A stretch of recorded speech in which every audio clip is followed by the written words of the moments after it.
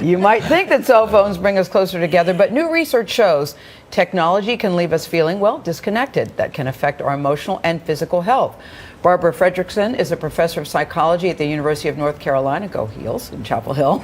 Couldn't help it. Nick Belton is a technology columnist for the New York Times, and Sherry Turkle researches technology and relationships. She's a psychology professor at MIT. Good morning to you, one and all.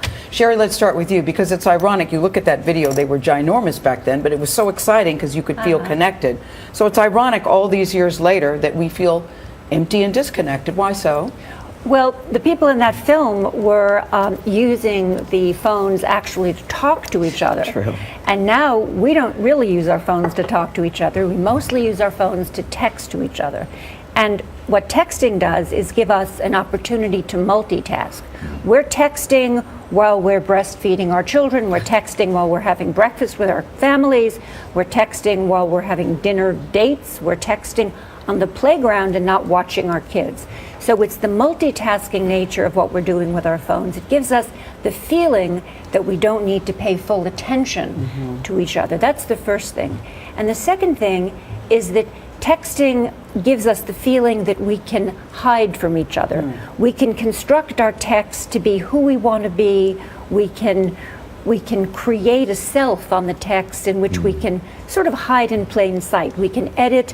We can and so not what's reveal. the impact of all that? Well, the impact of that is that in hiding from each other, in constructing who we want to be instead of kind of showing who we are, we don't reveal, we don't become authentic in the way we would in a full and rich conversation. One 16-year-old says to me, I hope I learn someday how to have a conversation, but I don't want to, because it takes place in real time and you can't control what you're going to say. Yeah, Nick, do you plead guilty? You talk about, you Twitter with your mom. Sorry, what? Yeah.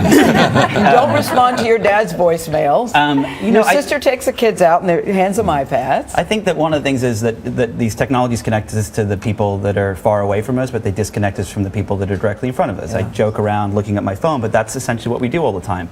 And my column this week was talking about how I was at dinner with my sister, and she has two little kids, and they were, I think they were ready to kill each other over a fork or something. And we gave them the iPads, and it was it was a pacifier. Yeah. And we asked the question afterwards, is it good or is it bad? And the answer? Well, neurologically, no one knows because these things are too new. But as I spoke to Sherry for the piece, the great point that she made is that what we as kids we learn how to be alone when we don't have these devices. We learn how to be with our imagination. And if we don't learn how to be alone, then what was the way you said it? I said that if you don't teach your children how to be alone, they'll only know how to be lonely. Well, Barbara, you've done some research on this, so. Right. The real issue is sort of like the opportunity cost. As we connect with people face to face, we are building skills for doing that and actually changing our biological capacity to connect. So the more time that we spend disconnecting, we kind of erode that biological capacity to connect to the point where, people are unskilled or even afraid to connect. So, just like we need to be physically active to keep up our health, we need to be socially active, connected face to face to keep up our capacity. But do any of you think something's going to change? Right. Absolutely.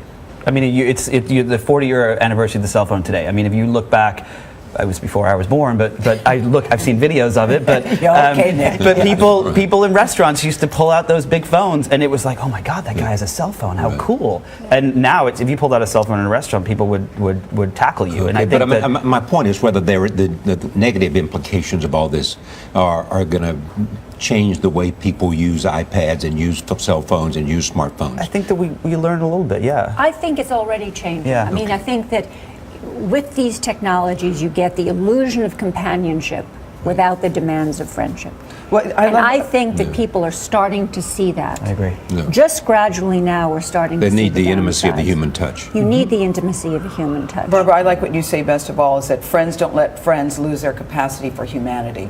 Right. It's So like, at least call attention to it. right. At least call attention to Our it. abilities to be compassionate, have empathy, really hinge on our being able to connect with people face to face and it builds our health. Yeah, all of that matters.